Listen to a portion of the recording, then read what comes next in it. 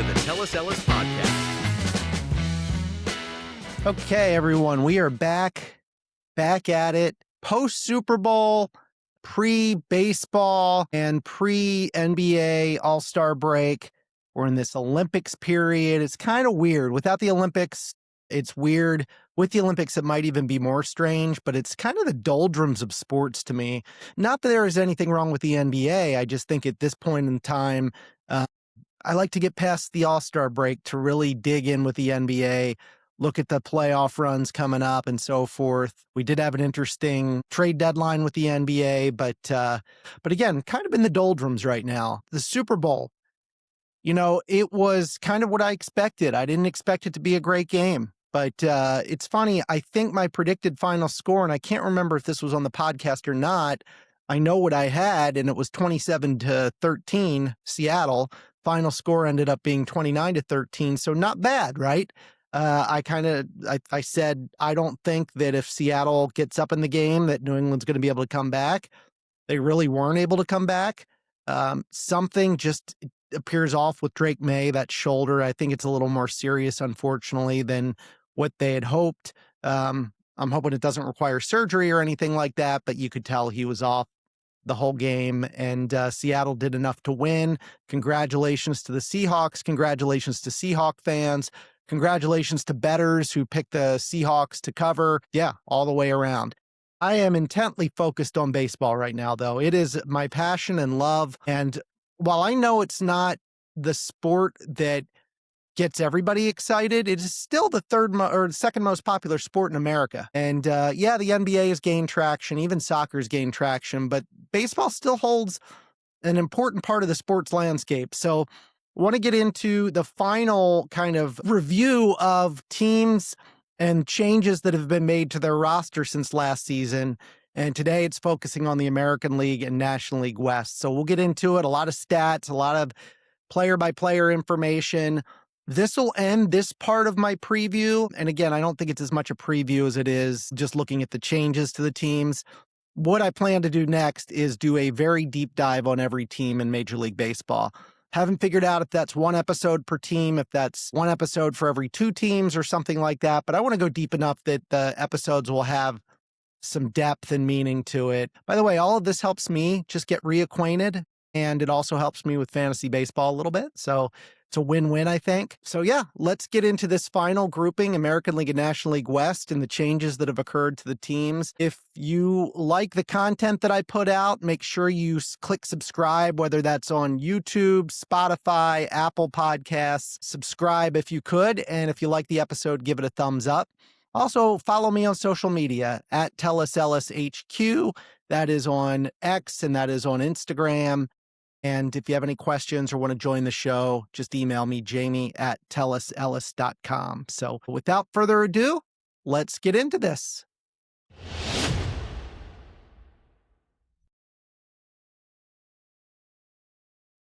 All right, let's start with the American League West, and we're going to start with what might be the worst team, one of the worst teams in baseball, unfortunately, the Anaheim Angels.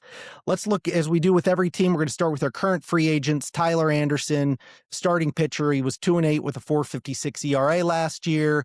26 games started. He threw 136 in the third innings. That's numbers that they'll have to make up, which I think they'll do, and we'll talk about that in a second. Andrew Chafin's a really good relief pitcher, 2.41 ERA. He does have an elevated whip of 143, walks some batters, struck out 36 guys in 33 2/3 innings. Luis Renfroe, 238 hitter, 9 homers, 43 RBIs, good defense, 10 stolen bases, only a 622 OPS. And then Chris Taylor, utility guy, just with a 186 average. Our current free agents that the Angels have not re-signed or have not signed with someone else. They have lost the following players. Taylor Ward in a trade to Baltimore. Taylor Ward, only a 228 hitter with 36 home runs, though, and drove in 103 runs, 792 OPS. They lost Kenley Jansen to Detroit. Jansen, a great reliever, 5-4, 259 ERA, 29 games. 29 saves in 62 games. In 59 innings, he struck out 57 batters, threw to a sub-1 whip, so they'll miss him.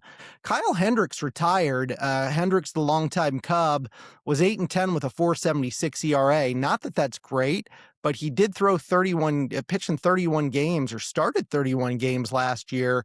164 and 2/3 innings. He only gave up 167 hits, 128 whip. It's not like his stuff was awful. He, was competitive. So a little surprised he retired, but he is no longer there. Relief pitchers, Brock Burke. Burke was traded, part of a three-way trade. He was 7-1 with a 3.36 ERA. Again, another good bullpen arm, 69 games, 61 and 2/3 innings. He struck out 52 batters.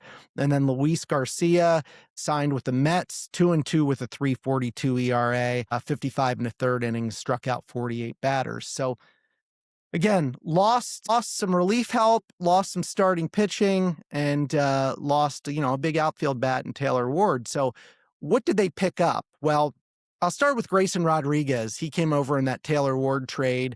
Didn't pitch at all in 2025. Grayson Rodriguez, still young, still under team control, still can pitch very effectively as long as he's healthy. So we'll see if he can be a big contributor to the Angels. Josh Lowe was signed and as part of a 3-team trade. He wasn't signed. He was traded to them. Lowe, a 220 hitter, 11 home runs, 40 RBIs. He did steal 18 bases. They signed Kirby Yates, 4-3 with a 5.23 ERA last year. Alek Manoah, a starting pitcher who did not pitch in 2025. Manoah was so good for the Blue Jays and then suddenly became so bad. In 24, he was trying to right the ship. He didn't pitch that much, started 5 games, through to a 3.70 ERA. A little bit of a reclamation project there with Manoah, and maybe a little bit with Grayson Rodriguez as well. Another possible reclamation project is Vaughn Grissom, who came over in a trade from Boston. 55, 5 homers, 33 RBIs, 7 stolen bases. He should get the chance to play more. He was blocked there by some young players in Boston. Veteran now, who used to be a young, kind of untouchable player, Yoan Moncada, just never developed into that player that we thought he was going to be. 234 hitter, 12 homers, 35 RBIs last year, 784 OPS. I like what the Angels have done here with some of these players. Drew Pomerantz is another, 2-2 with a 2.17 ERA. This guy out of the pen's dynamite, 57 games. He pitched in 49 and 2/3 innings, struck out 57 batters, pitched to a 107 whip. That'll definitely help their pen. Jordan Romano, we'll see what he has left. Obviously, last year's figures just terrible. 49 games, he pitched to an 8.23 ERA. But he has been a closer in Major League Baseball, so we've got to see what he can do.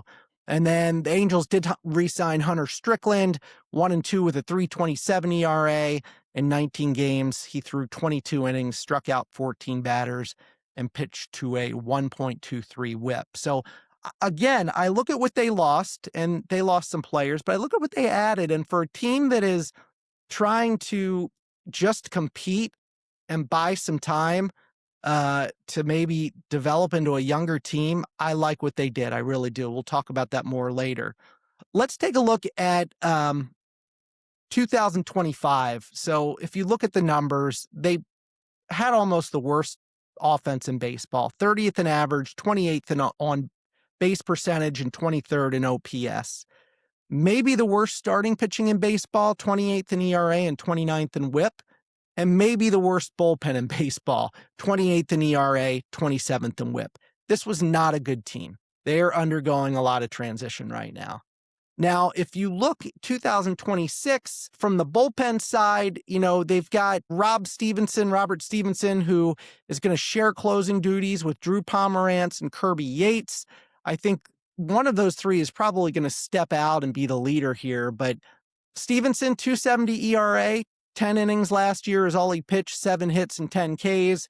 Drew Pomerantz, we gave you his numbers, dynamite. Kirby Yates, a 5.23 ERA. He has pitched late in games before, but it's going to be a closer by committee, it sounds like. at least as we head into spring training. When you look at the middle relievers, you've got Jordan Romano. Again, he has pitched in, closing out games before. Romano, that 8.23 ERA last year. Other middle relief includes Ryan Zefferjon. He had a 4.74 ERA last year, 57 innings, 49 hits. He did strike out 73 batters.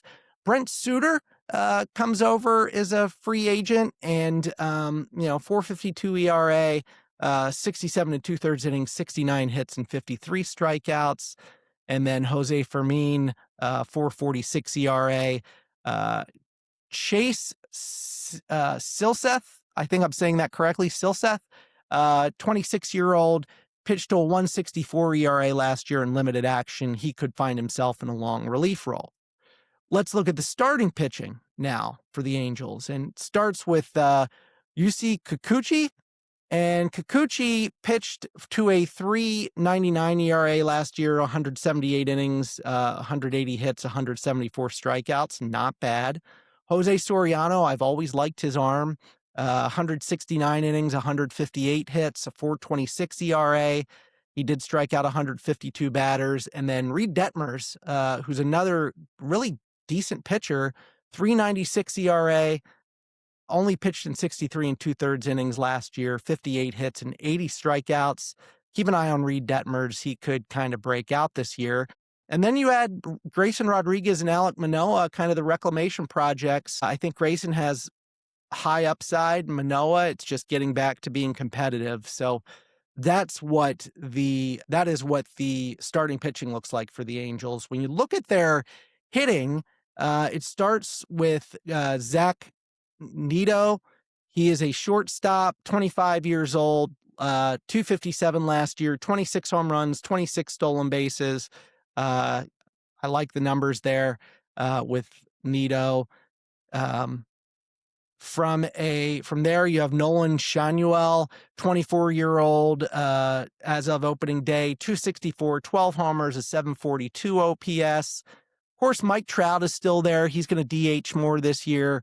232 last year, very low average for Trout, 26 home runs, a 798 OPS. Again, when your team's not as competitive, these stars are not going to be as competitive. You just see that a lot of times.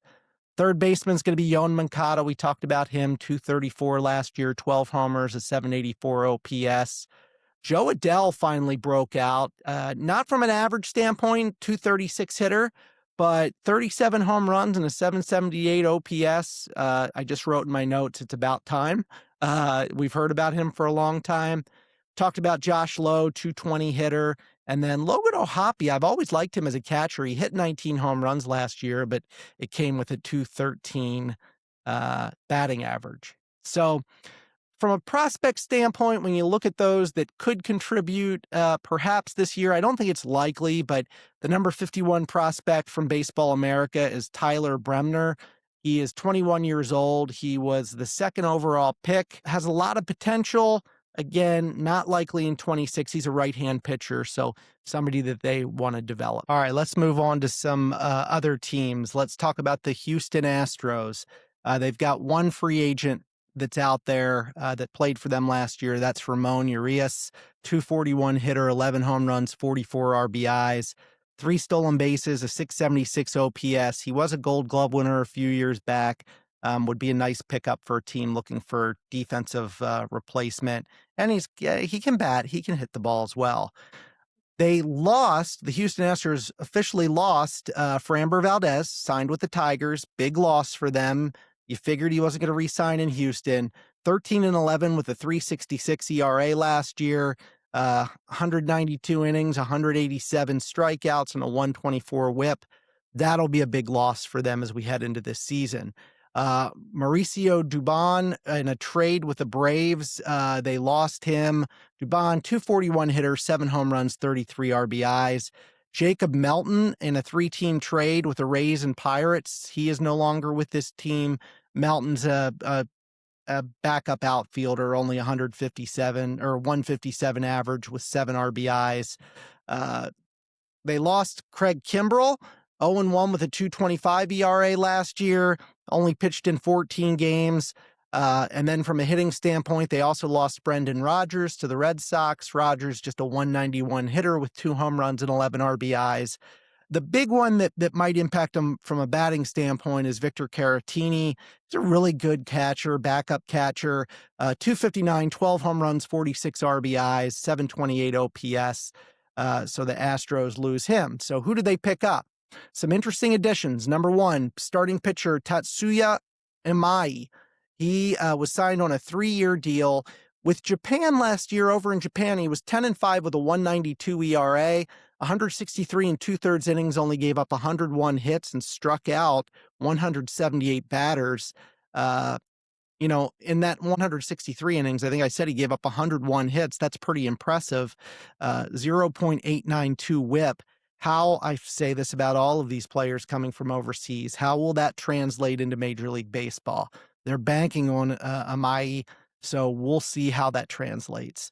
They also acquired starting pitcher Mike Burrows in the 3-team trade with the Rays and Pirates. Burrows 2-4 with a 3.94 ERA, 23 games, 19 games started. He struck out 97 batters in 96 innings, 124 whip. If he makes the starting rotation, it'll be on the back end. Nick Allen's an infielder that they gained in a trade with the Braves. Backup infielder, 221, 22 RBIs, 8 stolen bases. And then they signed Ryan Weiss to a 1-year deal. Ryan Weiss is a starting pitcher. He pitched the last 2 years in Japan. Last year, he was 16-5 with a 287 ERA. In 178 and 2/3 innings, he only gave up 127 hits, and he struck out 207 batters. How will it translate? Again, we will see. So that gives you an update on the happenings within Houston, the additions, the subtractions. Let's just take a look at Houston last year. So they were kind of middle of the road hitting wise. They were 12th in average, 15th in OPS. Middle of the road in starting pitching, they were 14th in ERA and 12th in whip, but they had a strong bullpen, 8th in ERA and 2nd in whip. So how does that look now with some of the changes going into this year? So I'm going to start, I'll start with the batting this year. So Jeremy Pena is their shortstop. Pena had a great year last year, 304, 17 home runs, 20 stolen bases, and 840 OPS. That is very big. Yordan Alvarez had an injury-plagued 2025. Him getting to full health would mean a lot for this team. He only batted 273 with 6 home runs and a 797 OPS. Again, he missed a lot of the year with injuries, so having him healthy would be very important. Jose Altuve is approaching the age of 36. He is aging. He hit 26 home runs last year, stole 10 bases. 265 batting average is a little lower than what he used to produce, and a 771 OPS, but he's still dangerous at the plate. Carlos Correa came back to Houston in a trade in 2025. Correa, 276, 13 home runs, a 734 OPS. This will be his first full season back with Houston. Christian Walker batted 238 with 27 home runs and a 718 OPS. They need him to be better if this Houston team's going to contend for the division championship. So, they've got to get his back going. He hits home runs, which is great. Not as many last year, but also his average being down in that 238 range. Then you have Jesus Sanchez, 237 hitter, 14 home runs, 13 stolen bases. Sanchez, the right fielder. And finally, Yanier Diaz. He's a good hitting catcher, 256 with 20 home runs. He did only have a 701 OPS, so he needs to be a little bit better there. Going to the starting pitching, a huge loss again with Framber Valdez. I can't understate that enough. But they do have perhaps a true number one in Hunter Brown. Hunter Brown, 31 games started last year. He threw to a 243 ERA, 185 and a third innings, just 133 hits and 206 strikeouts. Was that a flash? Was that the real deal? If it's the real deal, they're in good shape. Now you have Christian Javier coming back in his first full season since Tommy John surgery. In limited action last year, he pitched to a 4.62 ERA. Before his Tommy John surgery, he had flashes of brilliance and then not as good. You wonder if injuries were part of that. Hopefully he he can come back this first full season and be a big contributor to the bullpen. We talked about Tatsuya Amai, huge wild card, as is Ryan Weiss. What will they do coming back over from Japan? Big questions. Lance McCullers Jr. could still make this starting rotation. Just stay healthy, Lance. He is injured every year. 13 games started last year, 6.51 ERA. You question how healthy he really was. And then I mentioned Mike Burrows maybe coming in at the back end of the rotation. He came over in that trade with Pittsburgh. Started 19 games last year, pitched to a 3.94 ERA. Only 88 hits in 96 innings while he struck out 97 batters. So again, I think there's more questions with the starting pitching this year than maybe even the offense. But if you have a replica of what 2025 was offensively, and you are below where you were starting pitching wise in 2026 from where you were last year, this could be a rough year for Houston. Their bullpen, they have Josh Hader closing. He's one of the best in the business, 2.05 ERA, 52 and 2/3 innings last year, only 29 hits, and he struck out 76 batters. Then outside of Josh Hader, you have strong setup guys. You've got Brian Abreu, a 2.28 ERA, 71 innings, just 51 hits and 105 strikeouts. I mean, that is closer material. You also have Brian King, a 2.78 ERA and 68 innings. He gave up 60 hits with 69 strikeouts, still really good numbers. You go to middle relief, and they have Steven Okert, who is very strong, 3.01 ERA, 71 and 2/3 innings, only 45 hits and 84 strikeouts, so really good numbers.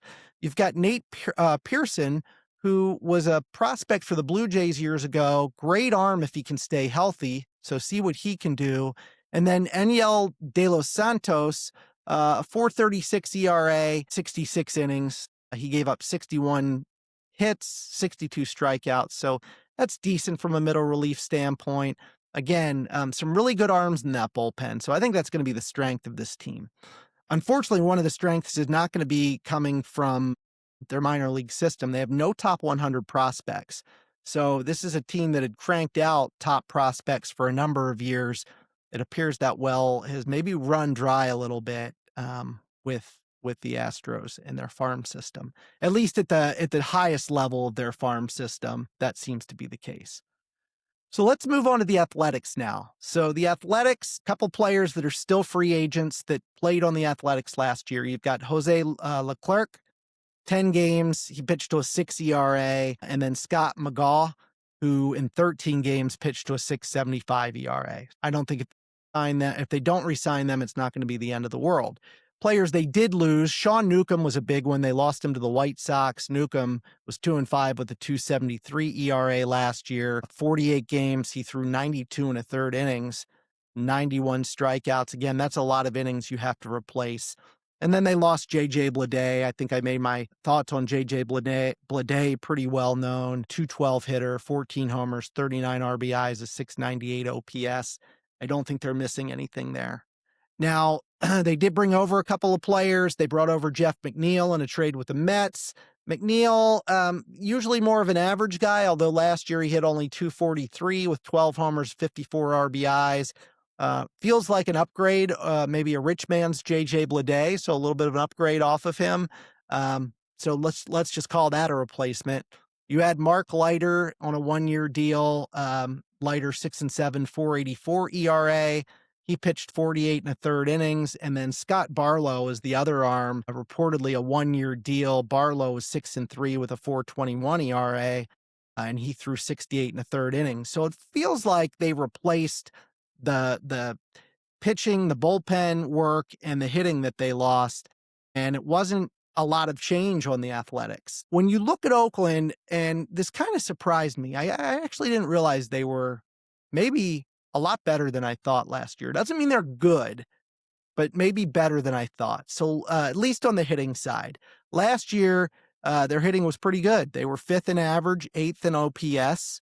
And again, I don't know how much of that is park weighted being in Sacramento, but they also did perform on the road as well. So not bad hitting, pretty good actually. Starting pitching was near the bottom, 27th in ERA, 25th in WHIP. And then their relief pitching was in the bottom third, 24th in ERA and 24th in WHIP. So where do we look in 2026? Well, let's start with the bullpen. Bullpen is going to be a closer by committee. You've got three arms there: Hogan Harris, Justin Sterner, and Mark Leiter. We covered Mark Leiter, 4.84 ERA, 48 and a third innings, 57 hits, 54 Ks. He's a good arm. Might do him some good to get out of New York. Okay. Justin Sterner had a 3.18 ERA last year, and 65 innings, only gave up 47 hits and struck out 70. Very good numbers. And then Hogan Harris, 3.20 ERA. He had 4 saves last year, and 64 and 2/3 innings, he only gave up 54 hits with 65 strikeouts. So as we head into spring training, I think it's probably a closer by committee approach. At least that's where they are today. Middle relief is not bad, especially if one of the closers or two of the closers could drop down into that middle relief role if they named a closer. But that would add to this group. Michael Kelly, a 3.18 ERA, 39 and 2/3 innings, 32 hits and 29 strikeouts. Scott Barlow, 3.19 ERA, 42 and a third innings, 34 hits and 50 strikeouts. And then Elvis Alvarado, a 3.19 ERA, 42 and a third innings, 34 hits and 50 strikeouts. So really not that bad in the bullpen. Starting pitching, there's some work here. So it starts with Luis Severino. Severino, not the pitcher that he once was, maybe with the Yankees before his injuries. Last year, he pitched to a 4.54 ERA. He did put 162 and 2/3 innings together, gave up about a hit an inning, and struck out 124 batters. He's 32 years old now. Jeffrey Springs had a nice year, 4.11 ERA, but in 171 innings, only gave up 153 hits. He doesn't strike out that many. He struck out 138 batters. Luis Morales pitched to a 3.14 ERA, only started 9 games, 48 and 2/3 innings. He gave up 38 hits and 43 strikeouts. He's young. He's 23 years old.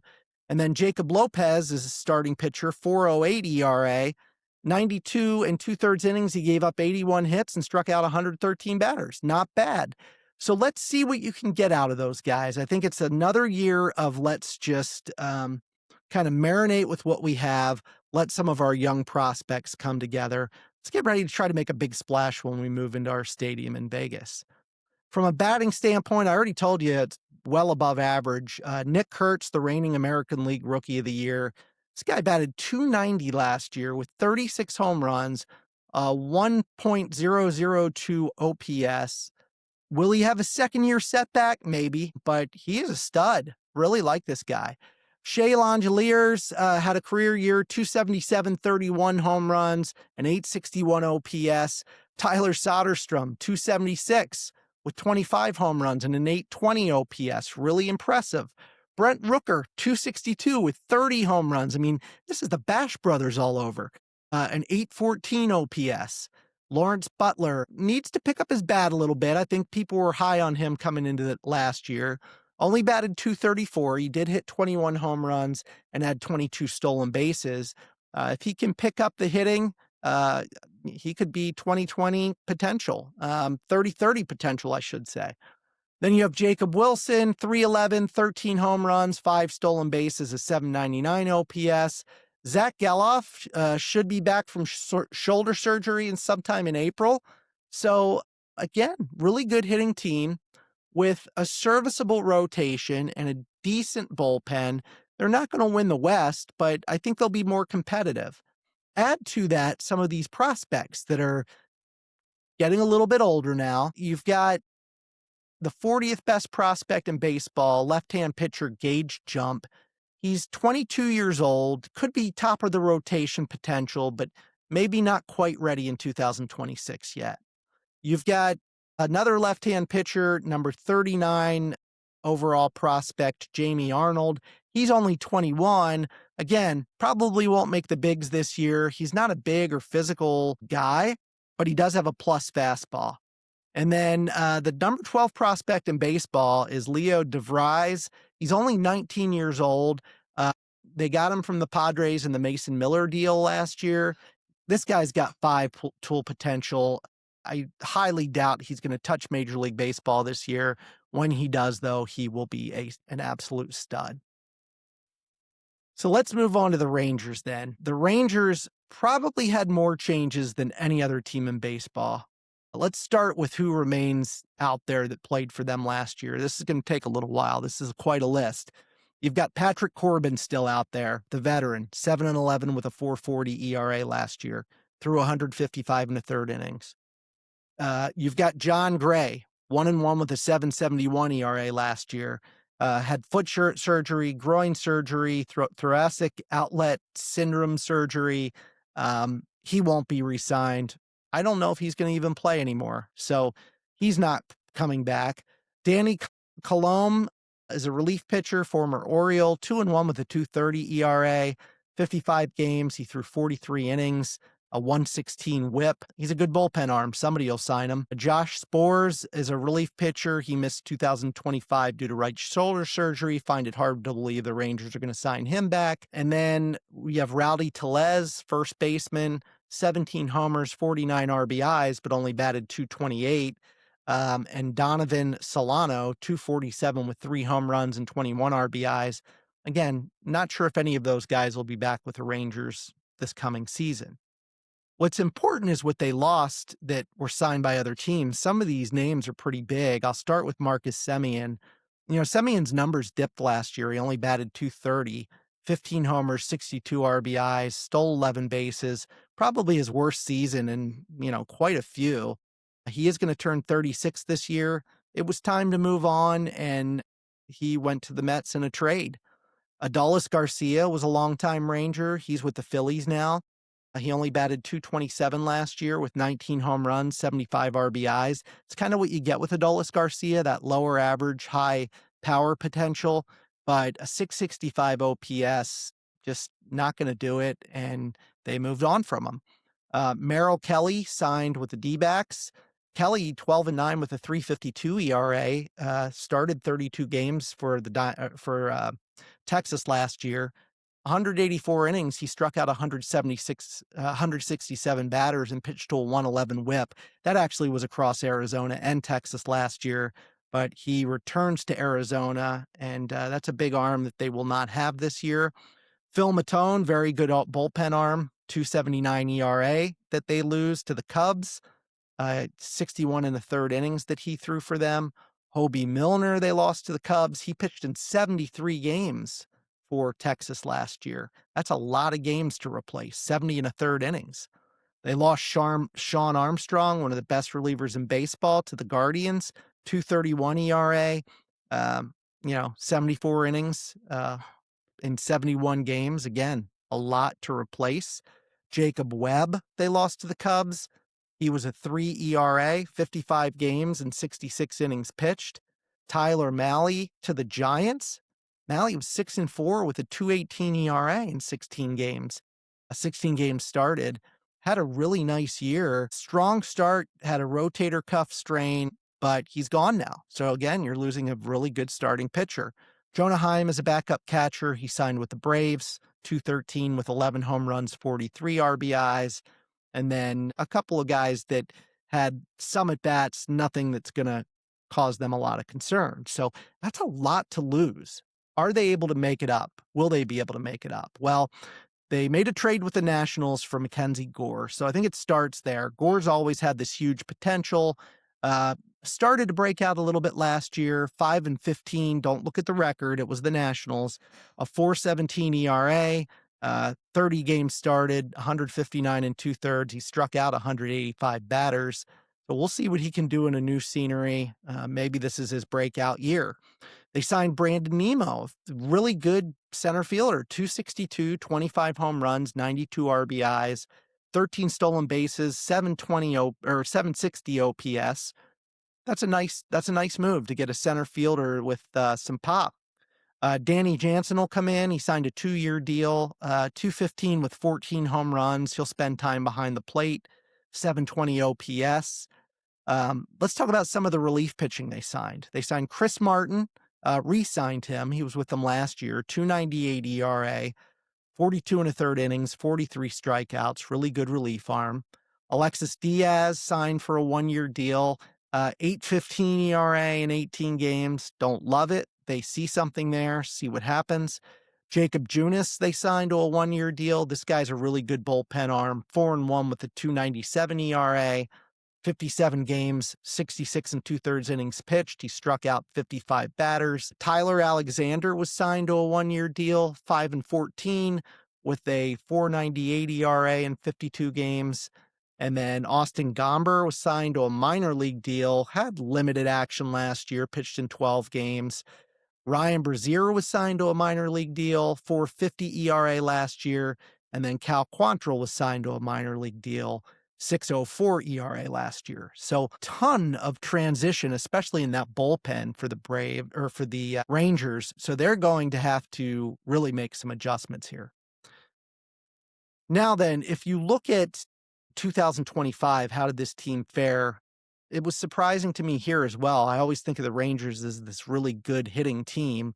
Well, they were in the bottom quartile in hitting. They ended up 26th in average last year, 26th in OPS. Where they did, perform really well was in starting pitching. And that was at the top of the league. They were first in ERA and second in WHIP. Again, don't really expect that from a Rangers team, but they're changing the narrative a little bit. That's nothing wrong with that. And then their relief pitching was really good. Again, it's a team in transition with relief pitching, but they were fifth in ERA and third in WHIP last year. I think what they were trying to do here was say, hey, we can afford to change out some of these bullpen arms and still feel like we're pretty strong. Let's keep our rotation pretty much into the core of it together, and let's see if we can improve some hitting. So again, let's start with the bullpen. So Robert Garcia is going to close, 2.95 ERA last year, 9 saves. In 64 innings, he gave up 58 hits and struck out 68 batters. Okay, it's serviceable. Setup men, you've got Chris Martin, 2.98 ERA, and Cole Winn, a 1.51 ERA. Cole Winn, 41 and two-thirds innings, 23 hits and 35 strikeouts. So decent setup guys. Feel pretty good about that. Now in middle relief, this is where I think you got to worry a little bit. They've got Jacob Junis, 2.97 ERA. He's going to give you close to 70 innings. Doesn't strike out a ton of guys, but middle relief, I think you can rely on him. But then you're going to have to turn to Alexis Diaz, 8.15 ERA last year, and a Tyler Alexander, 4.98 ERA last year. This is where you could lose some ground a little bit on the bullpen fronts. Not the worst bullpen, but definitely a little bit of a downgrade over last year. From a starting pitching standpoint, there's a lot to like again. Jacob deGrom, as long as he's healthy, and he showed every reason to think he should be healthy last year. 2.97 ERA. He pitched 172 and two-thirds innings, gave up 122 hits, and struck out 185 batters. He should be even better coming back from Tommy John surgery this coming year. Nathan Eovaldi was tremendous last year. Tremendous. 1.73 ERA. 22 games started, 130 innings, just 90 hits, struck out a batter an inning. So really good top two. Then you've got Mackenzie Gore coming in. Again, a chance to really get his career footing going. Started to perform really well and look like he was the pitcher all expected him to be last year with the Nationals. Nationals not a good team. Let's see what Mackenzie Gore can do in a new location. Follow that with Jack Leiter, a younger pitcher, but started to break out last year, a 3.86 ERA. 151 and two-thirds innings, just 127 hits and 148 strikeouts. You've got to like that. And then Jacob Latz came out last year and in 85 and two-thirds innings just gave up 69 hits and 76 strikeouts, pitched to a 2.84 ERA. So I feel pretty good about their starting pitching. No, I feel really good about their starting pitching. I feel okay about their bullpen. So let's talk about their hitting then. Why did they finish in the bottom of the league in hitting? Well, I think a lot of it was just guys that were not having a good year, and it all just seemed to happen at once. Brandon Nimmo being added to the lineup will help. Again, 265 with 25 home runs, 13 stolen bases, a lot to like. Wyatt Langford was supposed to be this stud, right? This generational talent. He only batted 241 last year. Did hit 22 home runs, stole 22 bases. That's great. 75 OPS. Can he break out this season? I think if he's going to, this is the year to do it. Corey Seager needs to stay healthy. He batted 271 with 21 homers. When he's in the lineup, he hits to an 860 OPS. They need him to stay healthy. Jake Berger, 236 with 16 home runs and a 688 OPS. He needs to step up. I'm afraid this is kind of what you get with Jake Berger, though. That low average, mid home run, mid power potential. I just think that's what you have with him. I think you need a guy like Evan Carter to step up. Carter only batted 247, 5 homers, 14 stolen bases last year. You need a Josh Young to step up 100%. He has to be better. 251, 14 homers, 4 stolen bases last year, only a 684 OPS. And then Josh Smith had a decent year last year, but again, another guy that has to step up. These were all young players that in that championship season, they all kind of came together, but then since then they've taken a step back. Smith, 251, 10 homers, 12 stolen bases. So the potential is there. They just have to gel. Do I see this team winning the division? I don't. Could they compete? Yes, but a lot of things have to go right. Now, they do have some good prospects. I'll start at number 65, the sixth best prospect in baseball, right-hand pitcher Caden Scarborough. He's 20 years old. He was a hidden gem, but then broke out, and he's got a great fastball, needs to add some pitches to his repertoire a little bit, or he might fall into the bullpen. He probably will not pitch for Texas this season. He's only 20 years old, needs a little bit of refinement. And then the 16th best prospect in baseball, shortstop Sebastian Walcott. He's only 19 years old. I think I just saw that he needs surgery on something, and I don't know how serious it is. I will try to find that out as we go through this podcast, but still young. But despite that, if he is healthy this year and has a great year, it's possible we could see him in Texas this year. It's not out of the question. So that's what we have for Texas in 2020. 6. So now let's go to the last team in the American League West, and that is the Seattle Mariners. So Seattle had some change as well. There are free agents that are still out there. Mitch Garver, catcher, 209, 9 homers, 30 RBIs. And then Luke Jackson, a bullpen arm, 2-5 with a 4.06 ERA, 51 innings, 38 strikeouts. Okay, they may not sign either of those guys, not big losses. Their big loss is Eugenio Suarez. He signed with the Reds. I was certain he was going to re-sign with Seattle. He did not. He signed with the Reds. Look, you know what you get with him. You know you're going to get that 228 batting average. But if you can get 49 home runs and 118 RBIs like they gave him last year, along with an 824 OPS, that's a big deal. And that's a lot of production that comes out of your lineup. So Eugenio Suarez, losing him is that's hard. That's going to be hard to replace. We'll talk about that. Jorge Polanco, a really nice bat that signed with the Mets. Polanco, 265 with 26 home runs, 78 RBIs, and 821 OPS. Not flashy, not one of these guys that's going to be this 5-tool guy, but consistent. And you're losing that bat in your lineup. They lost a backup catcher, Harry Ford, in a trade with the Nationals. They lost relief pitcher Caleb Ferguson. Ferguson 5-4 with a 3.58 ERA last year. 70 games and 65 1/3 innings pitched with a 116 WHIP. So that's an arm that they lost that'll be impactful. Gregory Santos they lost. 1-1 with a 5.14 ERA, only 7 innings pitched, so you're not losing much there. They lost a minor leaguer in a trade, a 3-way trade with the Cardinals and Rays. That same trade, they sent third baseman Ben Williamson out the door. Williamson, 253, 1 home run, 21 RBIs, and 5 stolen bases. So, again, Polanco's a big loss, Suarez a big loss. Outside of that, not losing a lot. So what did they do? Well, who did they sign? Well, they re-signed Josh Naylor, which was huge, right? They had to re-sign him. So re-signed him to a 5-year deal. Naylor, I couldn't believe the stat line, 295, 20 home runs, 92 RBIs. All of that's good. His average was higher than I thought, but he stole 30 bases last year. 30 bases. I had no idea he stole that many bases. 815 OPS. Um, really good numbers for Naylor. Uh, that three-team trade with the Cardinals and Rays brought them Brendan Donovan. Donovan, a 287 hitter, 10 homers, 50 RBIs, 3 stolen bases, a 775 OPS. He's going to probably be that Polanco replacement.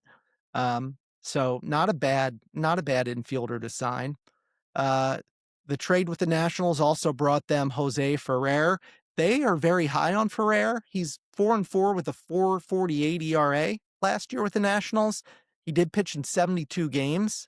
11 saves, 76 and a third innings, 71 strikeouts, and a 127 whip.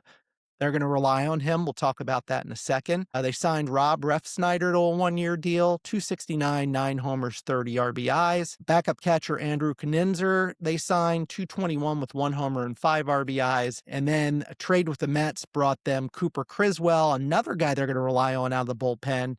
He pitched to a 3.57 ERA in 7 games, just 17 and 2/3 innings pitched.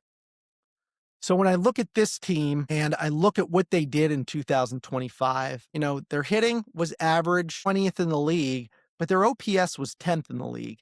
And that OPS is driven by a guy like Suarez, by a guy like Cal Raleigh, those powerful bats. So, they're not hitting for average, they're driving the ball. And we'll talk about their lineup in a second. Their starting pitching was pretty good, 13th in ERA, 4th in WHIP. Their bullpen was pretty good, 9th in ERA, 13th in WHIP.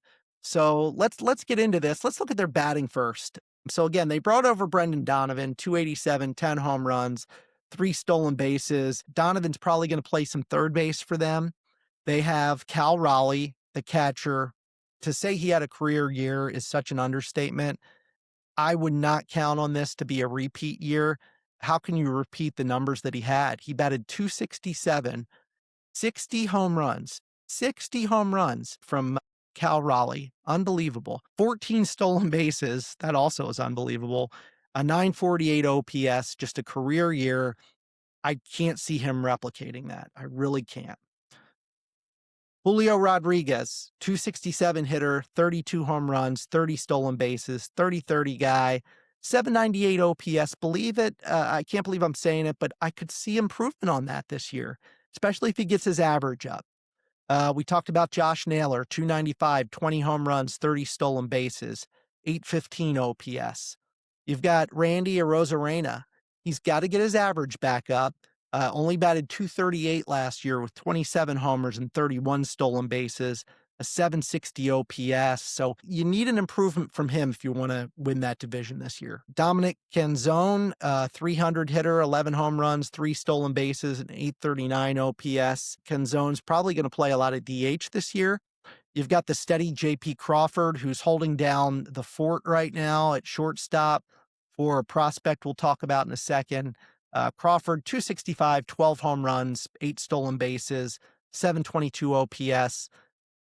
Maybe a little bit below average, but steady. You've got Victor Robles manning right field. Robles, see if he gets a chance to play every day. Didn't last year, only batted 245 with 1 homer, 6 stolen bases. And then you've got the youngster, Cole Young, who will get playing time in limited time last year. Young batted 211, 4 home runs, and 1 stolen base. So that's their batting. Let's take a look at their pitching. And I'll start with the bullpen. So their closer is Andres Munoz, 173 ERA last year. He had 38 saves, only 36 hits and 62 and a third innings, struck out 83 batters. Pretty solid closer. Your setup guys, you've got Matt Brash, 247 ERA last year. Good arm in the bullpen. Feel good about Brash being a setup guy. I think they're pushing to get Jose Ferrer, who they brought over, into that other setup position.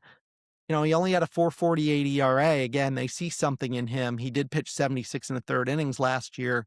Let's see how he performs in maybe an upscaled role with a better team. From a middle relief standpoint, I do worry about them in this area. Edward Bizardo, 252 ERA, really good numbers, 78 and 2/3 innings, only 53 hits. He struck out 82 batters.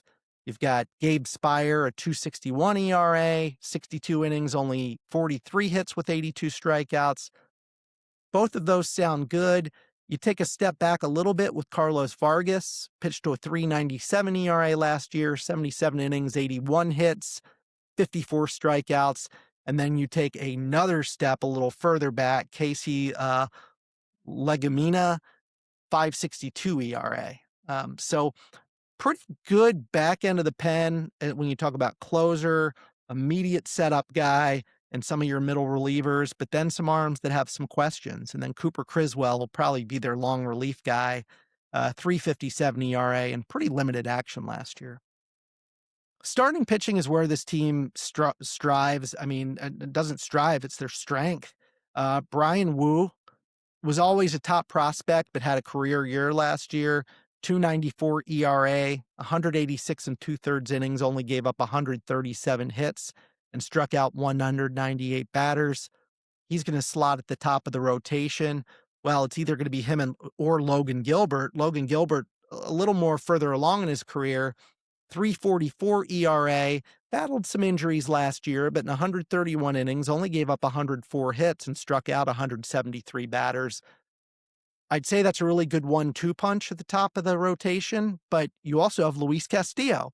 Castillo, I thought he was older than this. He's only 33, 3.54 ERA, 180 and 2/3 innings, only gave up 168 hits with 162 strikeouts. Those are great numbers for another number 3 starter. However, he really could be the number 4 starter if George Kirby is healthy. George Kirby last year only pitched to a 4.21 ERA, 126 innings, 121 hits, 137 strikeouts. This could be a breakout year for Kirby, or a comeback year if you want to call it that. Those 4 arms are solid if they are healthy. I'd put them up against some of the top rotations in baseball. Your number 5 pitcher, and you hope that he is healthy. He had some elbow inflammation caused by bone spurs. Hopefully they got that worked out for him. Bryce Miller, only a 5.68 ERA, but he's got some good stuff. So hopefully he's able to pitch well this year. If he's your 5th starter and he is healthy, look out. That rotation could lead him to a division championship. From a prospect standpoint, I'll start with the 60th prospect in baseball, Ryan Sloan. He's only 19 years old. He's a right-hand pitcher. He's got 3 pitches that project as plus pitches. He'll work through the system, but he's not likely to be in Seattle in 2026. Again, he's only 19.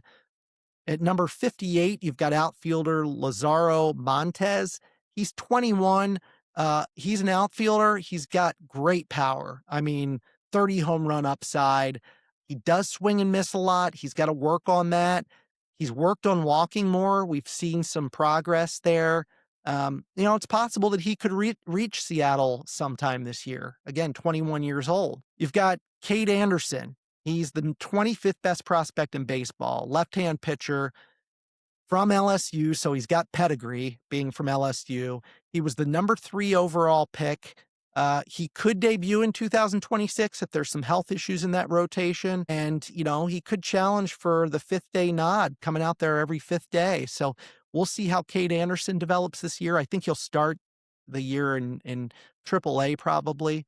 And then one of the best prospects in baseball, the 7th best prospect overall, shortstop Cole Emerson. I mentioned, maybe J.P. Crawford's holding down that position one more year. Emerson is just 20 years old. But I'll tell you, if he lights up the minors and Seattle is contending and J.P. Crawford is that average to below average performer at shortstop, wouldn't stun me to see Cole Emerson crack Seattle sometime this year. So that is the American League West.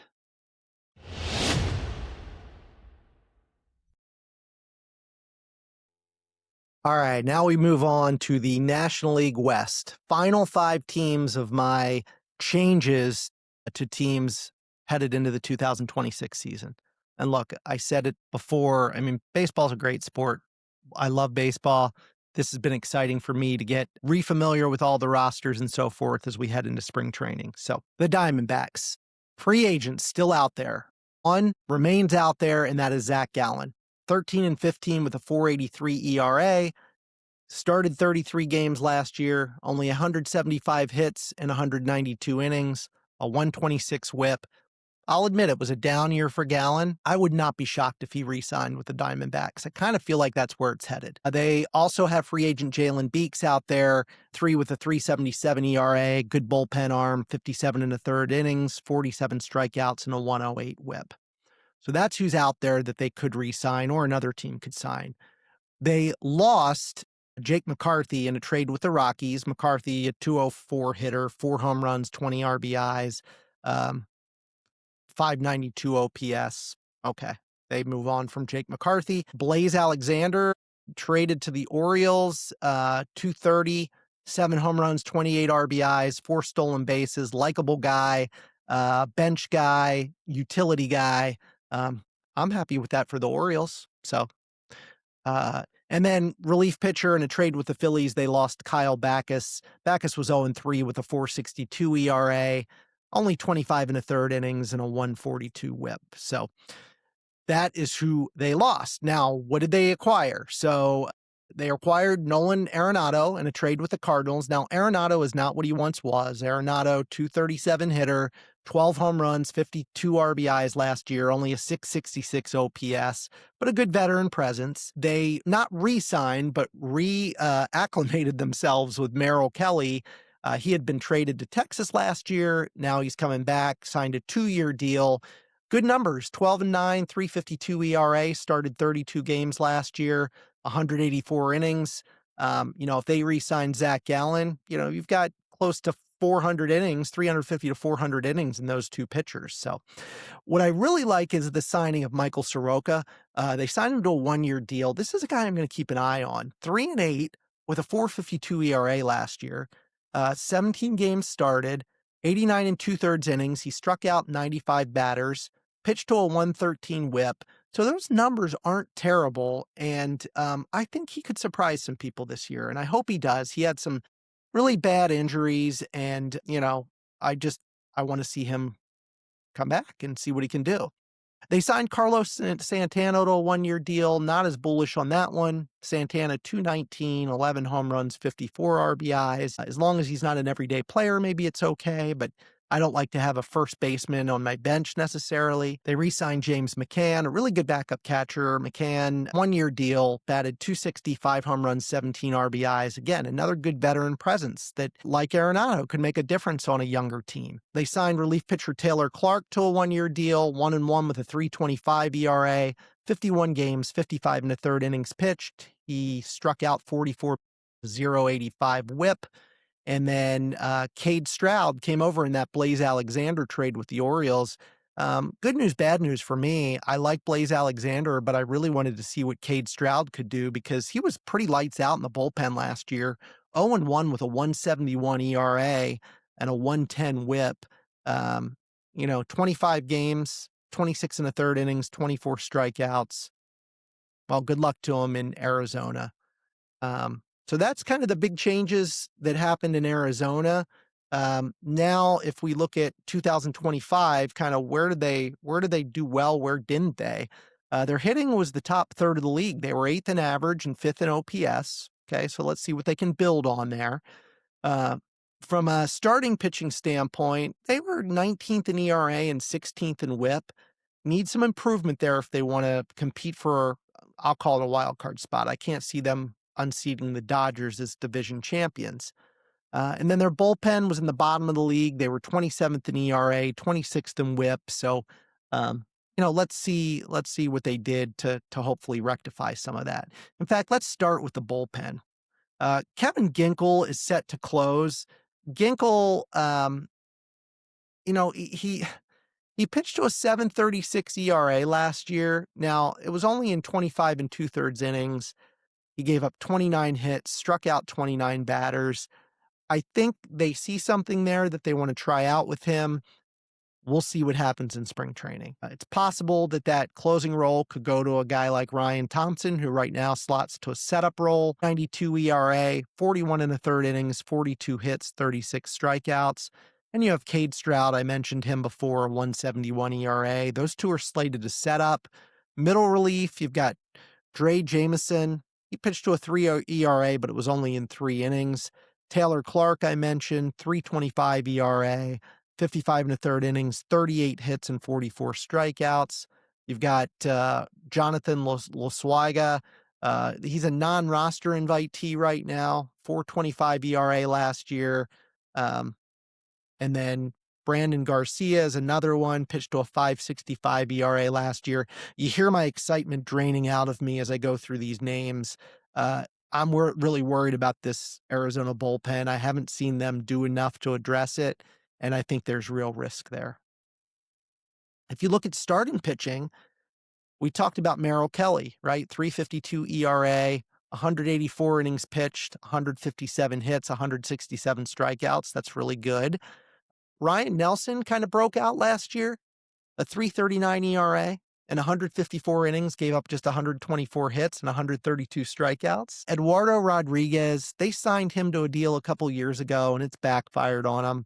He pitched to an above 5 ERA last year, gave up 178 hits in 154 and a third innings. If you're slotting him third in your rotation, that's a problem, okay? Brandon Pfaadt, a lot of people were excited about him, but in 178 and 2/3 innings, he gave up 198 hits with a 5.25 ERA. If he's your 4th starter, again, that's a problem. Michael Soroka is that 5th starter right now. Again, he's the one I'm most excited about. I truly hope that if they decide to re-sign a Zach Gallen, that Soroka isn't the guy that gets bumped out of that rotation. I hope that's not the case. So we'll see. We'll see about that. So let's talk about their.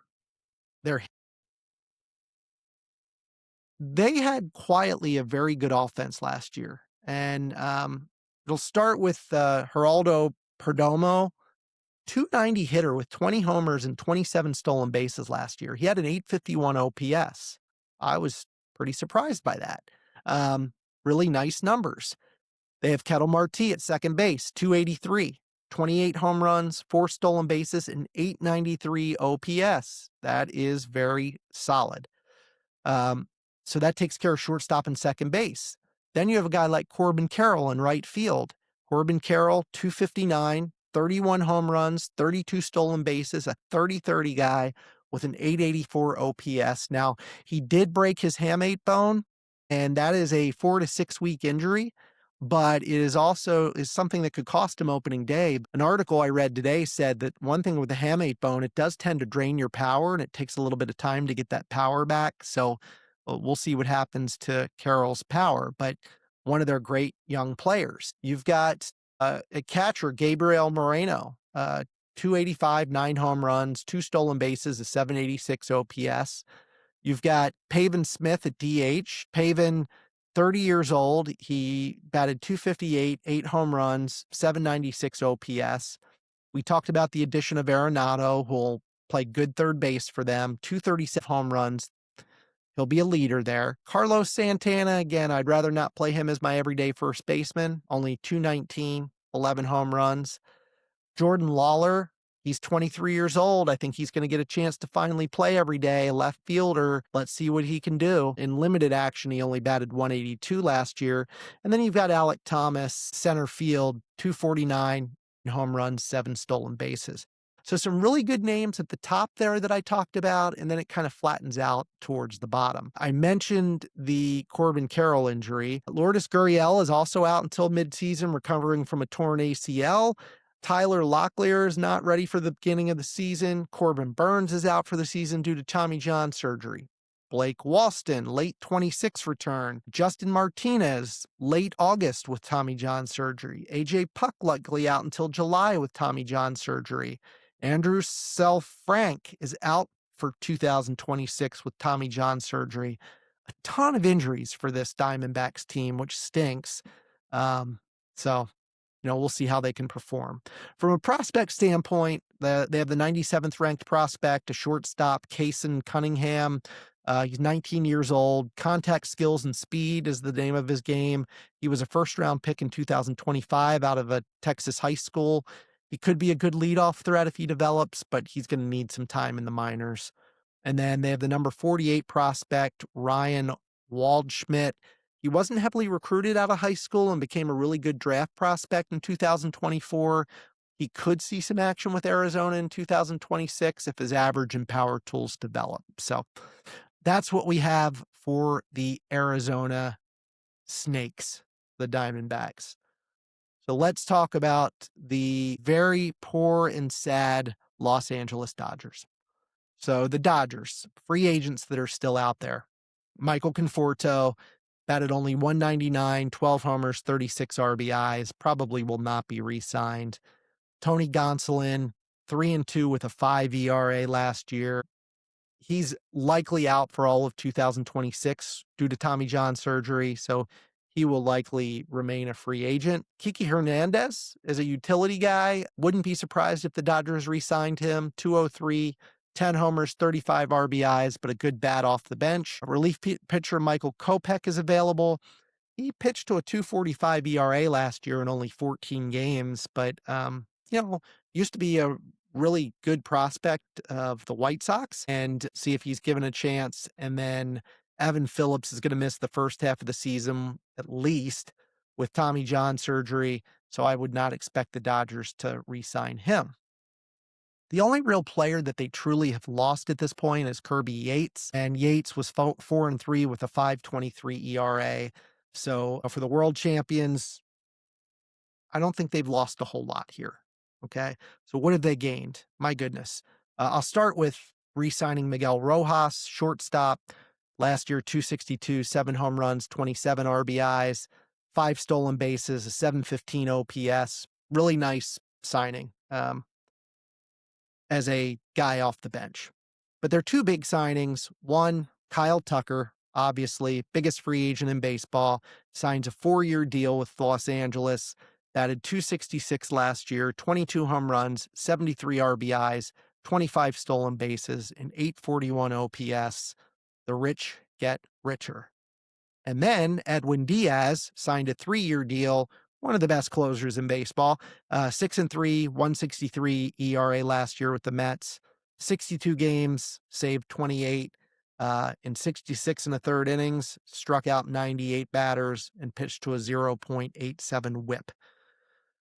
Yeah, the rich definitely get richer. So the world champions last year, batting, they were near the top. They finished 6th in average, 5th in on-base percentage, 2nd in OPS. Starting pitching, they were near the top, 5th in ERA, 7th in WHIP. And then their bullpen, they were the bottom third in bullpen. They had some things not work out. They were 21st in ERA, 22nd in WHIP. What they didn't have there, they were able to make up in the other areas. So let's take a deeper dive into what they have for 2026. And let's start with their offense. I mean, this is just a hitter's row of epic proportions.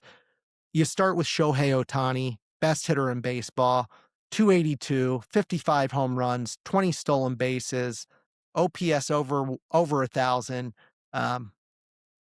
I could talk all day about Shohei Ohtani. We could do a 2-hour show on Shohei Ohtani. Mookie Betts, 258, lower average, 20 home runs, 8 stolen bases, 732 OPS. Wasn't the Mookie Betts of old, but on this team, he can do that and they'll be just fine. Could you imagine if he absolutely goes berserk and breaks out? Then you've got Kyle Tucker. We just talked about him. 266, 22 home runs, 25 stolen bases, gets on base, 842 OPS. Oh my.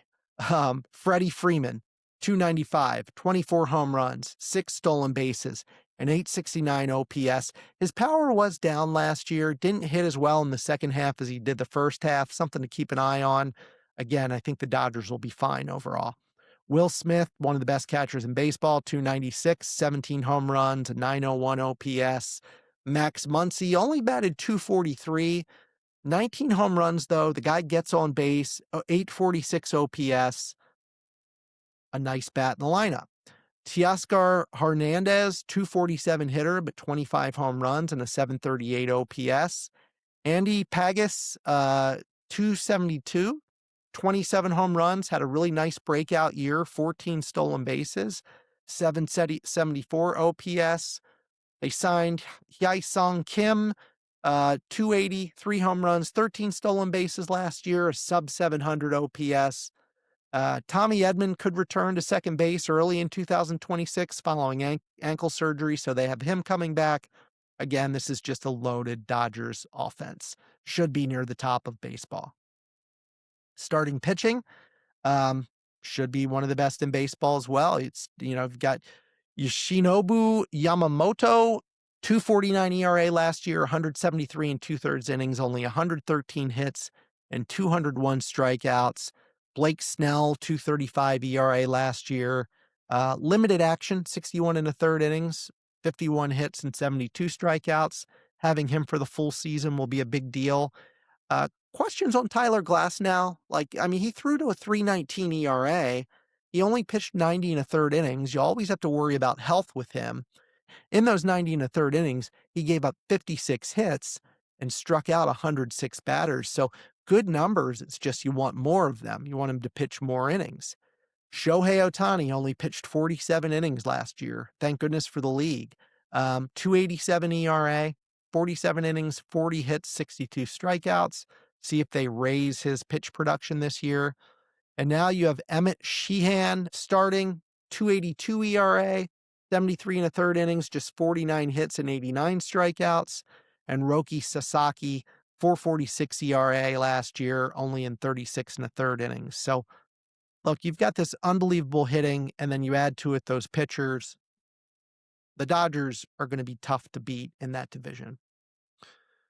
From a bullpen standpoint, now that you've added Edwin Diaz as your closer, again, 1.63 ERA, 98 strikeouts and 66 and a third innings, everybody can drop down a level. Tanner Scott, who had a 4.74 ERA last year, can drop down into a setup role where he will be better in a setup role. Alex Vesia, his 3.02 ERA is in a setup role. He had 5 saves last year, 59 and 2/3 innings, struck out 80 batters, only gave up 37 hits. You've got 2 really good setup guys. Now you can put in middle relief, Blake Treinen, 5.40 ERA last year, has to be better, no doubt about it. Brewster Gatorall is returning from shoulder surgery. See what he can do in middle relief.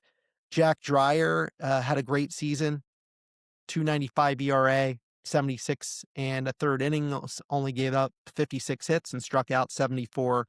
And then Will Klein only pitched to a 2.35 ERA. Again, it was only in 15 and a third innings. But that addition of Edwin Diaz just bumps everybody down and should improve their bullpen almost instantly. When you look at the prospects, you have to think, oh, the Dodgers, they've added all these free agents. They probably don't have a good farm system. Well, that is not true at all. They have the 63rd best prospect, Zaire Hope. He's 21 years old. He's an outfielder. He was acquired from the Cubs prior to the 24 season. He has upside, but also has some risk.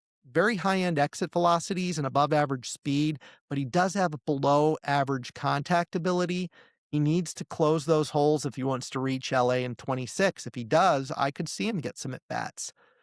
They have the number 45 prospect, outfielder Mike Sirota. He's 22. He had an injury-plagued junior season at Northeastern, was traded by the Reds to the Dodgers, and did great in the first half of 25 before knee injuries ended his season early. Again, he's another guy that if he stays healthy and hits well, he could impact the Dodger lineup in 26. You have the number 24 prospect in baseball, outfielder Jose De Paula. He's only 20 years old and could be the biggest impact bat coming out of their system, but he does need to be more aggressive with his swing. He'll work on that this year at the high minors, probably not in Los Angeles in 2026. And then the 20th best prospect in baseball is Eduardo Quintero, 20 years old.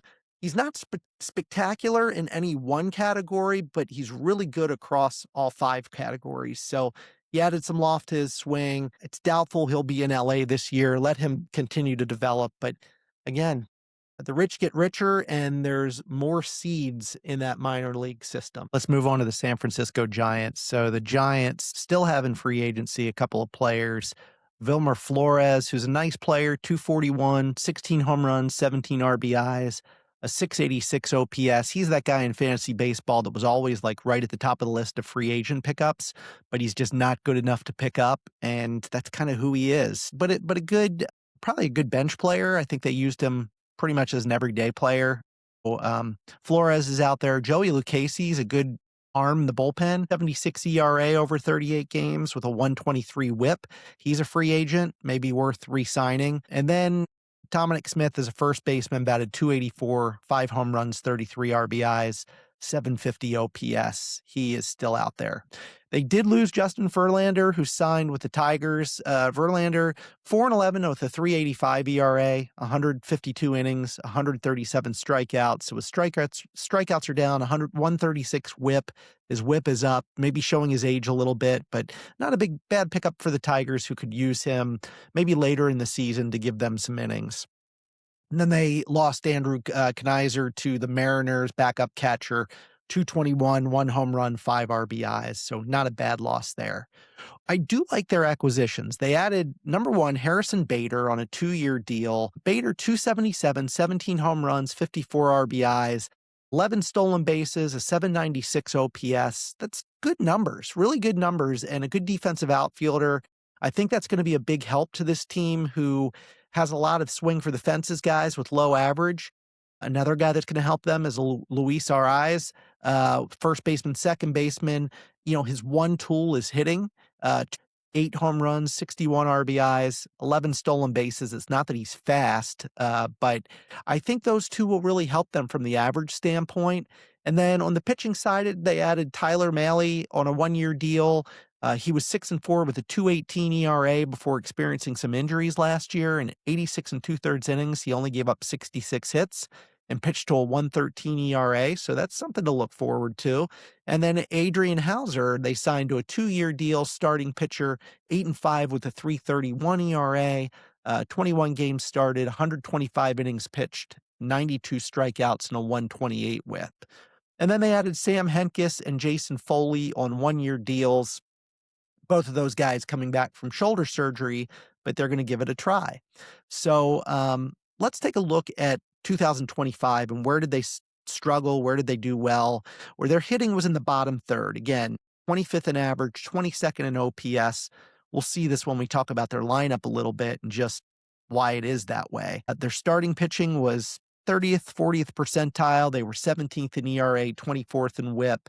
Not great, need improvement there. Maybe they get some improvement. And then their bullpen was very good, 4th in ERA, 7th in whip. There's some hidden issues there, I think, and we'll talk about that in a little bit. In fact, let's start with the bullpen. Ryan Walker is likely to be their closer this year. Walker, 4.11 ERA last year with 17 saves, 61 1/3 innings, 60 hits, 60 strikeouts. Very average pedestrian numbers for a closer, but it sounds like as of now they're going to rely on him.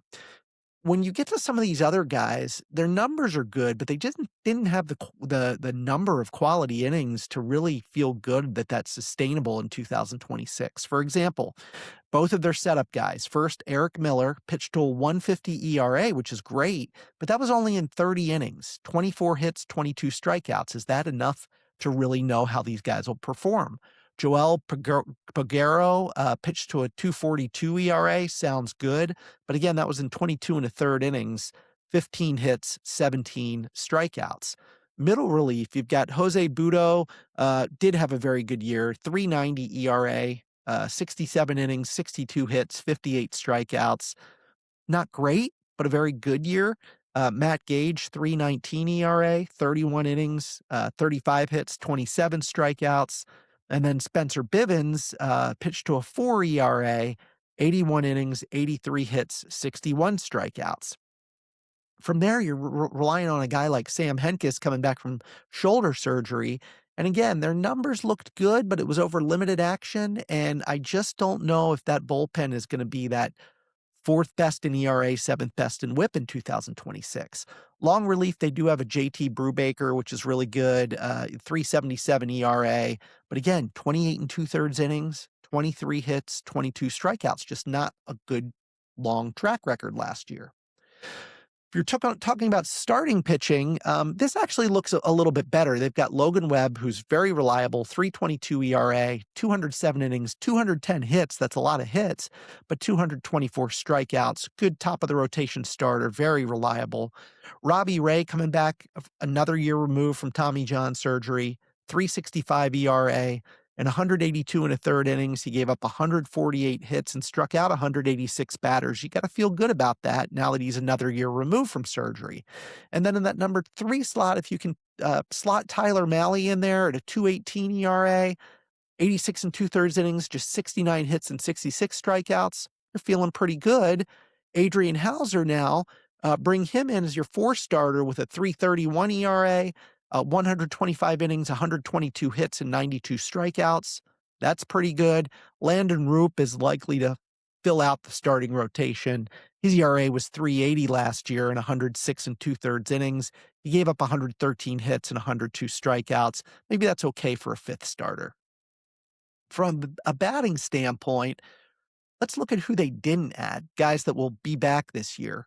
Rafael Devers, 35 home runs and 851 OPS. That's great, but a 252 average. Needs to improve upon that. Willie Adames, 30 home runs, 12 stolen bases. That's really good, but he only batted 225 with a 739 OPS. Matt Chapman, 21 home runs, 9 stolen bases. That's good. Only batted 231 with a 770 OPS. You've got Jung-Hoo Lee, 8 home runs, 10 stolen bases, only batted 266 with a 734 OPS. Heliot Ramos, 21 home runs, 6 stolen bases, but that was on a 256 average with a 728 OPS. So, they're bringing a guy in like Luis Ariz, who's batted 292 last year and is a really good pure hitter. Only 8 home runs, 11 stolen bases. Like I said, he doesn't get you a lot more, but he will get you batting average. And then Harrison Bader being added in there, his 277, 17 home runs, 11 stolen bases, 796 OPS should really help out. And then you've got your 21-year-old youngster, Bryce Eldridge, who, he reached San Francisco in 25, I'm not going to say should, could make the opening day roster, could reach an elite power level. And he's got to sharpen himself a little bit, but if he could add some power and average to that team, that could do a lot of things, and just hope everyone else improves. He's coming off wrist surgery. We have to remember that as we're assessing him this year. So that's their lineup. Now, prospects, as you look at that, they've got the number 98 prospect shortstop, Johnny Lavelle. He's only 18 years old. He was signed out of Venezuela in 24, hit well in 24, hit well in 25. He's this advanced hitter with above average plate discipline, or plate skills, I should say. Has got power, and he could stick at shortstop. He's not going to have an impact in 2026. The number 87 prospect is outfielder Bo Davidson. He's 23. He was undrafted, an undrafted free agent, which doesn't usually come to fruition. He developed into a top prospect, did well in Double-A. He's an above average hitter with plus power, plus speed, good defense. He could reach San Francisco in 2026. The number 30 prospect is shortstop Josuar Gonzalez. He's only 18 years old, one of the best players in 2025's international draft class. He did well in the DSL, good defense with power and hitting ability. He's not going to be in San Francisco in 2026. And then we talked about Bryce Eldridge, the 21-year-old, who hopefully he breaks camp with them. So that is your San Francisco Giants. Let's move on to the Padres. If you look at the Padres and what they lost, they've got a couple free agents out there, two of which, all three of them, I doubt they'll sign. Nestor Cortez is sidelined through at least the first half of 2026. He had a tendon tear that was repaired in 2025. He was 2-4 with a 6.29 ERA with the Padres. I can't see them re-signing him. Jose Iglesias was an infield utility guy, 229, 3 homers, 36 RBIs, 592 OPS. Likely will not be re-signed by the Padres. And then Elias Diaz is a backup catcher, 204, 9 homers, 29 RBIs, 607 OPS. Again, likely won't be re-signed. Now, players that they did lose, we just talked about one of them, Luis Ariz, first baseman, second baseman, that 292 hitter. Again, that's his only real pure skill. 8 homers, 61 RBIs, 11 stolen bases, only a 719 OPS, but does give you that good average. He has moved on to San Francisco. Really, really good bullpen arm. One of the best relief pitchers in baseball. Robert Suarez is now with the Braves. Suarez was dominant last year, 4-6 with a 2.97 ERA, 70 games, 40 saves, 69 and 2/3 innings, 75 strikeouts, and a 0.90 whip. They will miss him in that pen, but their pen's still really good. Ryan O'Hearn is another one that they're going to miss. O'Hearn came over from the Orioles last year. Overall last year was 281 with 17 home runs, 63 RBIs, and an 803 OPS. And then the big pitching arm they lost to the Blue Jays was Dylan Cease. He didn't have a great year last year, just 8-12 with a 4.55 ERA, but he still strikes out a ton of guys. 215 strikeouts in 168 innings, but he did pitch to a 133 whip. So they did lose a lot there. Some of that can be masked because of a very strong bullpen, but they're still lost some batters too. Now, they did make some acquisitions. One of them was a re-signing. They re-signed to a 3-year deal Michael King. He has to be better next year. This coming year, 3.44 ERA, 73 1/3 innings, 76 strikeouts, and a 120 whip. He just has to be healthy. He needs to give him 150, 160 innings. They signed infielder Sungmoon Song to a 4-year deal. Song coming over from Korea, where he batted .315, 26 home runs, 90 RBIs, 25 stolen bases. That equates to a 917 OPS. Again, how will that translate to Major League Baseball is a big question mark. They signed third baseman outfielder Miguel Andujar. I really like this signing. He batted .318 with 10 home runs and 44 RBIs last year, and 822 OPS. It's a 1-year deal, but I like that addition. They re-signed Kyle Hart to a 1-year deal. He's a starting pitcher, 5.86 ERA, 43 innings, 37 strikeouts, and a 119 whip. 5.86 ERA. See where he kind of fills out. Bullpen starting pitcher, we'll see. They signed Ty Adcock to a 1-year deal. He only pitched in 3 games last year with a 3 ERA. And then Tristan McKenzie, who was just dominant several years ago with the Guardians, had elbow surgery, has just not been the same ever since. He only pitched in 4 games last year to an 11.12 ERA. He signed a minor league deal with them. Why not? See what he has, see if they can use him, and we'll go from there. When you look at this team last year, they were above average in hitting, 7th in average, 9th in OPS. Their starting pitchers were kind of middle ground. They were 16th in ERA, 14th in whip. And then their bullpen was stellar. I mean, they were first in ERA, first in whip. They were dominant. So let's dig into that a little bit. Let's dig into first their bullpen. They've got closer Mason Miller, who steps right in. Awesome closer, 2.63 ERA, 22 saves. In 61 2/3 innings, he only gave up 28 hits and struck out an unbelievable 104 batters. As long as he stays healthy, that's a really solid arm. You look at their setup guys then, they've got Adrian Morejon, a 2.08 ERA, 73 2/3 innings. He only gave up 49 hits and 70 strikeouts, really good numbers. And then match him up with a Jeremiah Estrada, a 3.45 ERA, who in 73 innings only gave up 58 hits and 108 strikeouts. So far, that closer and setup really, really dominant. Now, when you look at middle relief, you've got David Morgan, 2.66 ERA, in 47 1/3 innings, only gave up 35 hits and struck out 50. Really good.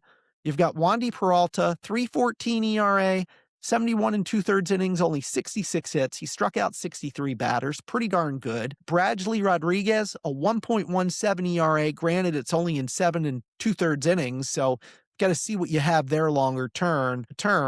And then Ron Marinaccio had a 0.84 ERA.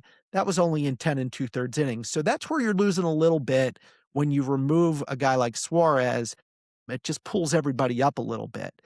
Long relief, you have Yuki Mutsui, I'm sorry, Yuki Matsui, 3.98 ERA, one save, 63 and third innings, just 53 hits and 61 strikeouts. So you look pretty good there. And again, you've got some of these guys you're going to try out in spring training, so maybe add to that bullpen. But you've got to feel, pretty darn good about what you have there. All right. So now let's move to the starting pitching. Again, Michael King. You need him to pitch 150, 160 innings and be healthy. 3.44 ERA last year. When he's healthy, he can be a top of the rotation pitcher. Nick Pivetta, great year last year. 2.87 ERA, 181 and two-thirds innings, 129 hits, 190 strikeouts. Really like Pivetta. Boy, if he can replicate that, they will be in very good shape. You've got Randy Vasquez, 3.84 ERA last year, 133 and two-thirds innings, 125 hits, only 78 strikeouts. And then J.P. Sears, 5.04 ERA, 135 and two-thirds innings, 143 hits, 117 strikeouts. See what he can do. And then Joe Musgrove should be back and healthy, coming back off of Tommy John surgery. They might walk him in a little more easily. No, I think this is a team, if I'm wanting to compete this year, I seriously look at going after a free agent pitcher. Is this a fit for a Zach Gallen? Should they take a chance on him? I feel like they should, but that's kind of where the starting pitching is for the Padres. From a batting standpoint, again, they were above average, third of the league. Fernando Tatis, 268, 25 homers, 32 stolen bases, 814 OPS. He's a threat to be a 30-30 guy. Jackson Merrill, 264, 16 home runs, one stolen base, a 774 OPS. Still young, still developing. Manny Machado's getting older, 275 last year. He still hit 27 homers, 14 stolen bases, 795 OPS. It's kind of what you've come to expect from Machado nowadays. Not that they're bad numbers at all. Ramon Laureano, 281, 24 home runs, 7 stolen bases, and 854 OPS. Gotta like those numbers. Gavin Sheets trying to make a resurgence with the Padres, batted 252, 19 home runs, 2 stolen bases, and a 746 OPS. Xander Bogaerts kind of fell off the earth. Now, when you look at where he finished, his numbers, 263, 11 home runs, 20 stolen bases. Not terrible. Not what you knew Xander Bogaerts to be, though. He used to be so much more than that, only a 719 OPS. We'll see if he can correct himself. If not, he's a nice infielder. But boy, if he could be 80% of what he was, that's a lot better. Jake Cronenworth, 246, 11 home runs, 3 stolen bases. I had him on my fantasy team at one point last year, and he was kind of a bust. And then Miguel Andujar, I mentioned they signed him, 318, 10 home runs, 822 OPS. That's not bad. So, the batting looks pretty good. The bullpen looks very good. The starting pitching, I would take a chance on a solid starter to add to that rotation. From a prospect standpoint, Ethan Salas is the 90th ranked prospect in baseball. He's a catcher. You might recall a couple years ago, he had at-bats in spring training as a 16-year-old. He has been injured and somewhat ineffective. I don't think he will be in San Diego in 2026. He's still only 19 years old, but there was a lot of hype at the beginning, and he's kind of backed off a little bit. So I will end this tour of Major League Baseball with, unfortunately, maybe the worst team in baseball, and that is the Colorado Rockies. The Rockies, I'll start as I have every team. They have a free agent out there, and German Marquez, the wonderful German Marquez, the 3-16, 6.70 ERA variety, just brutal numbers. I don't think they will re-sign him. They could, but his 171 whip is just awful. I don't know how else to say it. They did lose Orlando Arcia to the Twins, 202 hitter, 3 home runs, 13 RBIs. Probably not a big loss. Michael Togliat, they lost to the Reds, 190 hitter, 11 home runs, 32 RBIs. You're not losing a lot there. Kyle Farmer, they lost to the Braves, 227 hitter, 8 home runs, 31 RBIs. Not losing a lot there. And finally, In a trade with the Yankees, they gave up Angel Chiavelli, 1-5 with a 7.06 ERA. Maybe the only person worse than him is German Marquez. So not losing a lot there. But you are losing innings and you're losing players that when you're a Rockies team this bad, you just need players. Who did they add? Well, they added Willie Castro. They signed him to a 2-year deal, 226, 11 home runs, 33 RBIs, 10 stolen bases, good utility guy. I like who they added at starting pitching. Michael Lorenzen, 7-11 with a 4.64 ERA last year, pitched 141 and two-third innings. Hey, you've got to start somewhere, and this guy will give you some innings. Jose Quintana is another one, signed on a 1-year deal. He's a decent pitcher, 11-7, 3.96 ERA. 131 and two-thirds innings, 129 whip. That's not bad. So I like those additions. And then they added Tomoyuki Sagano from the Orioles. Sagano was 10-10 with a 4.64 ERA, a 133 whip. Again, didn't blow people away. But if you're the Rockies, you need players to get you through until you can develop that next group of studs. So I like what they did here. Jake McCarthy in a trade with the Diamondbacks. Let's try to get Jake McCarthy's career resurrected. 204, 4 home runs, 20 RBIs, 6 stolen bases last year. Edouard Julien, they acquired in a trade with the Twins. Not a high prospect, but was a prospect a couple of years ago. Only batted 220, 3 home runs, 12 RBIs, but he'll compete for a position. And then Pearson Ole, they picked up in a trade with the Twins. He was only 0-3 with a 5.10 ERA and a 150 whip.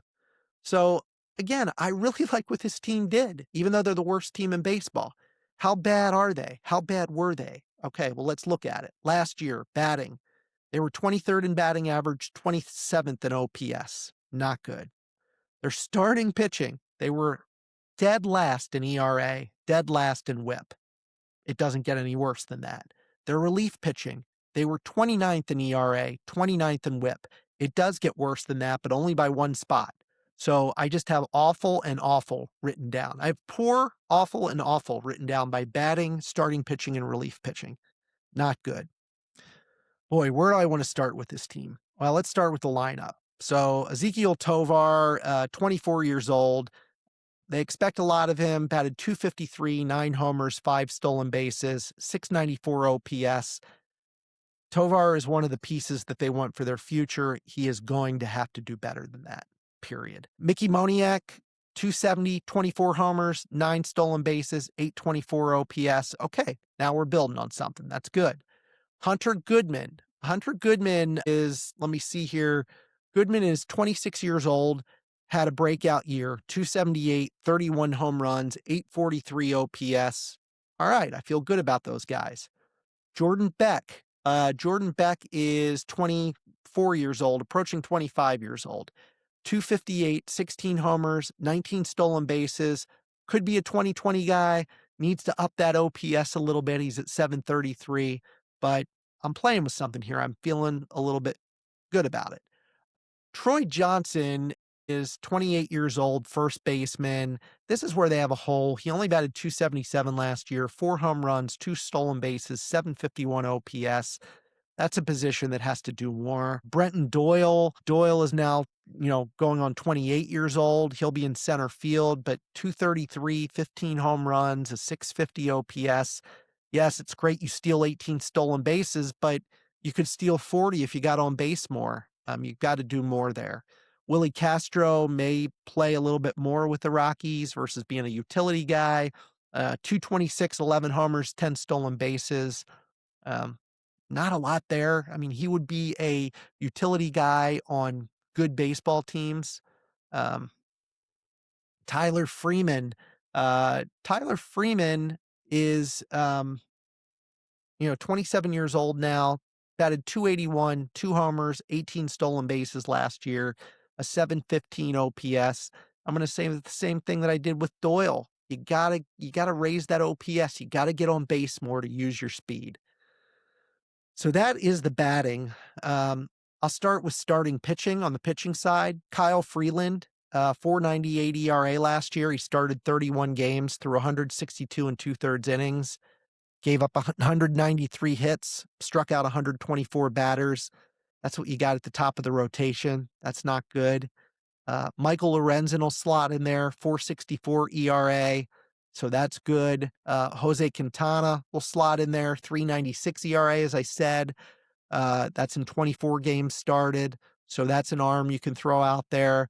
Tomoyoki Sagano will slot in there, 4.64 ERA with the Orioles last year, second year in Major League Baseball. Maybe he'll slot somewhere in there. And then Chase Dollander will be back in the rotation for the Rockies. He had a 6.52 ERA in 21 games started. That's in 98 innings. Now, he did strike out 82, only gave up 103 hits. But, they're just trying to plug some holes here in Colorado, a team that was really, really bad last year. From a bullpen standpoint, their closers, Victor Vodnik, actually pitched pretty well, 3.02 ERA with 10 saves.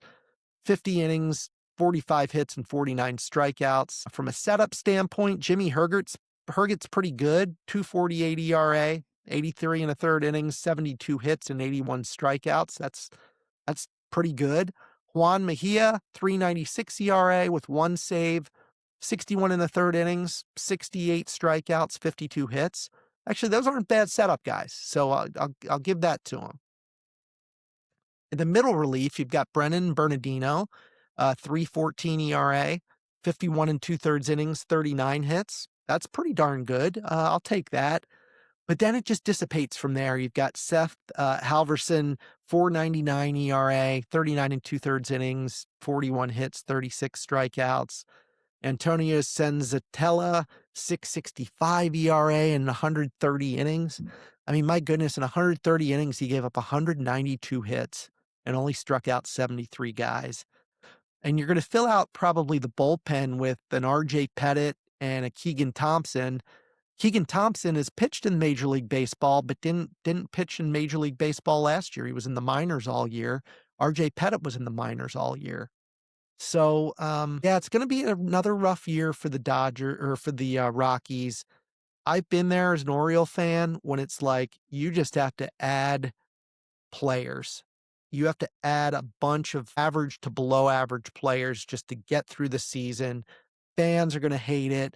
To make matters worse, their only top 100 prospect is Ethan Holiday, son of Matt Holiday. And, he's the 80th best prospect in baseball. Shortstop. He was the number 4 pick in the 2025 draft. And he was horrible in his short minor league stint last year.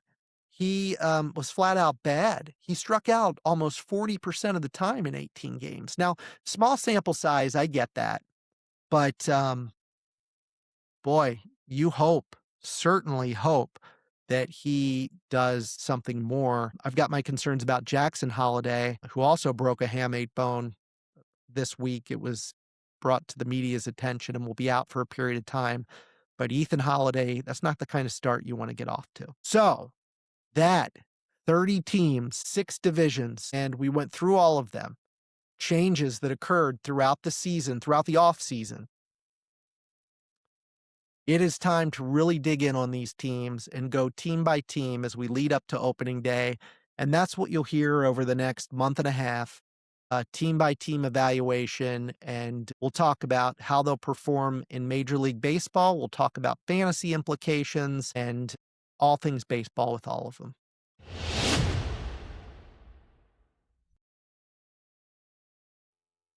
All right, everybody, that is a wrap on the show. Again, hopefully you enjoyed this. If you're a big baseball fan, I'm sure you got a lot out of it. Tried to give as much detail as possible.